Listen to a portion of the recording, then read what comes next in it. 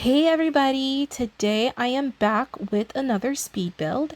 This one is very special because this is my first speed build that I am doing with the floor plan that is all my own. Usually when I build, I try to get inspiration from some floor plan websites or from builds that were already made and I just try to renovate them. But today, this build was actually all by me. So we are starting with the floor plan. Something interesting actually is that this is not my first time building it. The first time that I actually created this floor plan, I don't know if you realized in the beginning, but it felt like I kind of already knew what I was doing, and that's because I did know exactly what I was doing. I spent, I believe, a day and a half just working out the floor plan and figuring out what I wanted to do before starting this build. So that when I did actually start recording, I already knew where everything was going to be and it wasn't going to be too long. But surprisingly enough, this video is still very long, and that's exactly what I was trying to prevent.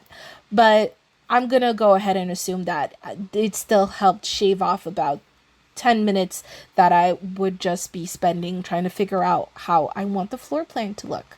But the one room that I started with to help me kind of come up with this entire floor plan was the kitchen. I knew that I wanted a galley kitchen, and I knew that I wanted the dining room to be right next to it. So once I had those two rooms figured out, I just kind of started going from there, placing the living room, the bedroom, and then the bathroom. And that little hallway where the front door is was actually a last minute addition just to kind of give a little more shape to the house because it looked a bit strange when I had first built it. And the other part that made it so that it took me so long to figure out the floor plan was the roof. For some reason, I just couldn't figure out how to make the roof look good. And I'm actually okay with how it came out in the end, but for some time I was still trying to figure out how to make it look nice, and I believe for that last day, half a day, I just did not like the way that it looked, but I think that the way it looks now is okay. So now I'm just going in, adding some doorways. I believe I keep the white trim and the white doors.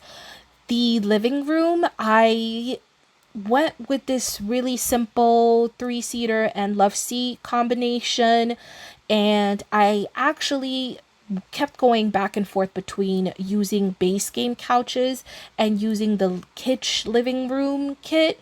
I felt bad about using the kit because I know that not a lot of people probably have the kit, and I I think we can all agree that there's a lot of controversy given these Sims 4 kits. So I felt bad about using it, but in the end I did opt to use it because I did purchase the kit, and I figured that if I bought it I should use it. And I felt like it looked nice. It finally brought in some color that I don't usually add to my games. So I felt like I should use it. But by all means, if you do decide to download this house, you can totally swap those out for base game couches. You can change the color scheme. It's a really easy swap. So that's also one of the reasons why I felt okay using the kit, just because I felt like it's a really easy swap. But you'll notice that I went ahead and I also put in a lot of placement furniture just to see how much space I have and how I would want the furniture to look before moving on to doing the landscaping. And since this build took me a couple days, the landscaping was actually the point at which I first stopped before coming back to the build. But yeah, as we get more into the build, you'll see that I again struggled a lot with using the kits, but again, a lot of them you can just replace them, or you can simply just remove them. Not everything is necessary, especially for the bathroom. There are quite a few items that I used in the bathroom that were from kits, the brand new bathroom kit. But yeah, I did try to use a lot of base game items, and I did try to keep the cost of this house pretty low, given that it's a one bedroom, so it's maybe going to be for at most 2 sims.